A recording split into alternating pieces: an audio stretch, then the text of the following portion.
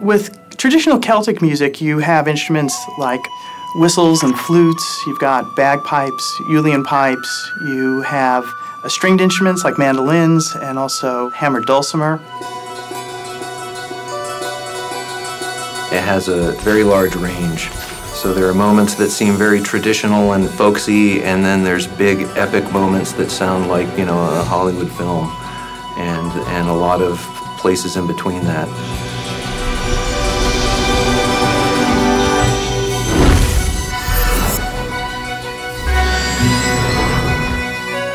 It was very important to have a Celtic-inspired score, so that's what we were looking for Sorcery. But we want to do something a little bit unusual with Celtic music and to somehow kind of stretch the use of the instruments and maybe resample them at certain times in order to give the world of sorcery its own unique sound. So it was inspired by Celtic music, but it was a little bit twisted at the same time.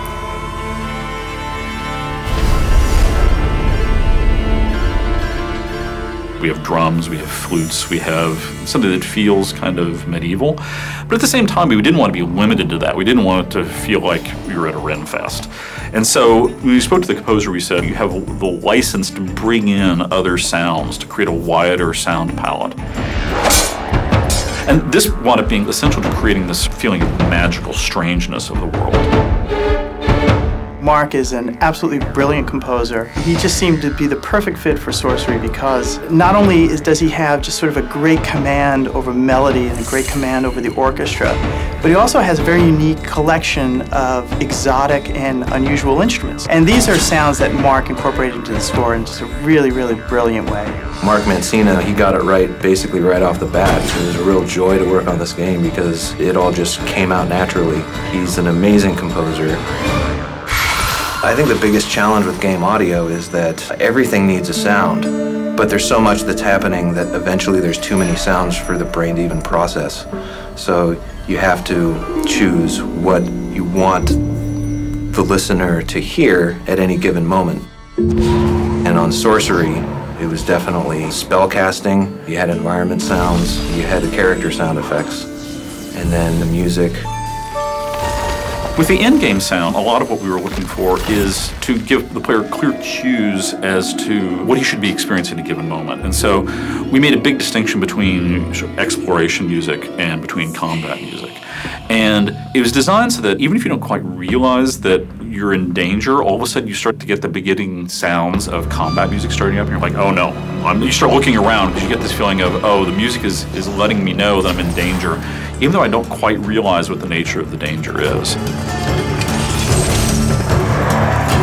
The whole spellcasting system is based on natural elements, fire, wind, ice. We wanted to make sure that the sounds were natural, but also magical. We want to have the sound respond to the force that you're using.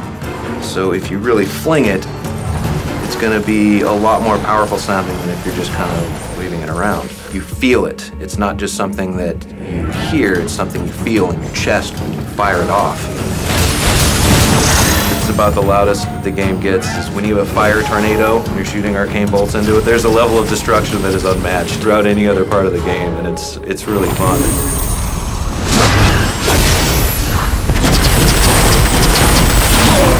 You get the feeling of hearing these great melodies and having some great music and great harmony, but at the same time, you're also hearing all of these magic sounds that are sort of woven into the game. It's a really good sounding game. The dialogue is fantastic.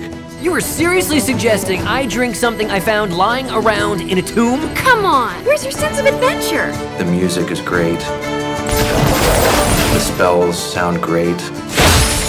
The environments are great, and they all play well together.